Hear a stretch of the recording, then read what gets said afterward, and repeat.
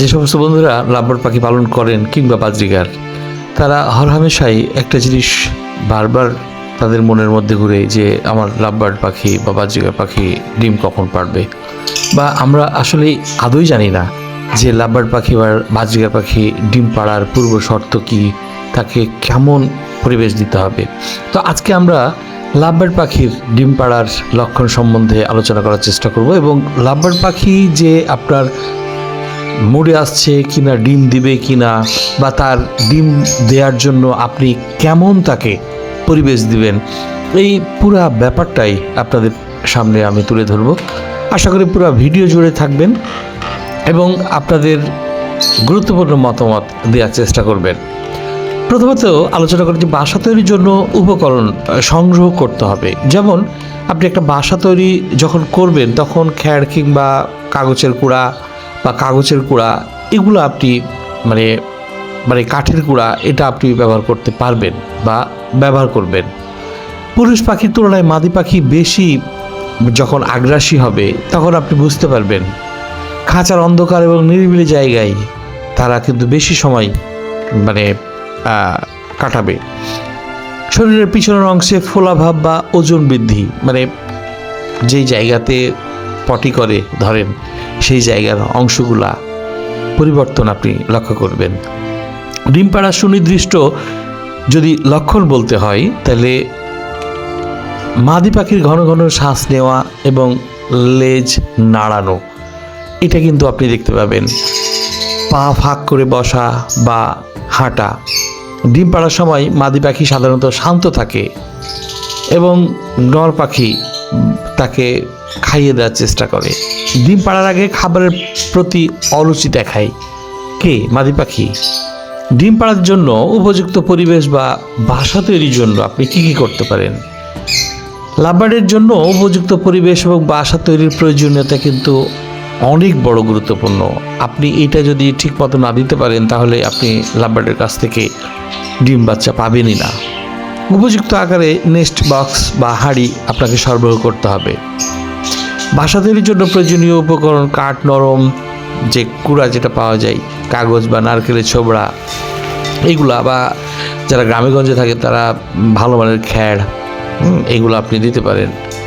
খাঁচার পরিবেশ কিন্তু একেবারে শান্ত এবং নিরাপদ থাকতে হবে। খাঁচার পরিবেশ বলতে যে জায়গাতে আপনি পাখি পালন করতেছেন সেই জায়গার পরিবেশ। ডিম পাড়ার সময় যে আপনি যত্ন নেবেন এটা কিন্তু আবার গুরুত্বপূর্ণ। আপনি কি যত্ন নিতে পারেন, কি যত্ন নেওয়া উচিত বলে মনে করেন?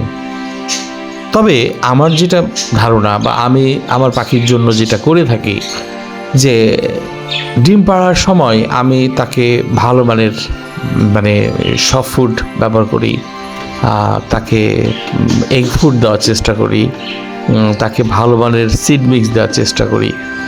সিড মিক্সের মধ্যে যদি আপনি জানতে চান তাহলে ক্যানারি, বাজরা, তারপরে সূর্যমুখীর বীজ বেশি পরিমাণে আমি রাখি, ক্যানারিটাও বেশি পরিমাণে রাখি, মিলেট, ফলেট এটাও বেশি রাখি, আর চীনা এবং গোল্ডেন ধান বা আতপ ধান যেটা আমরা ব্যবহার করে থাকি মূলত।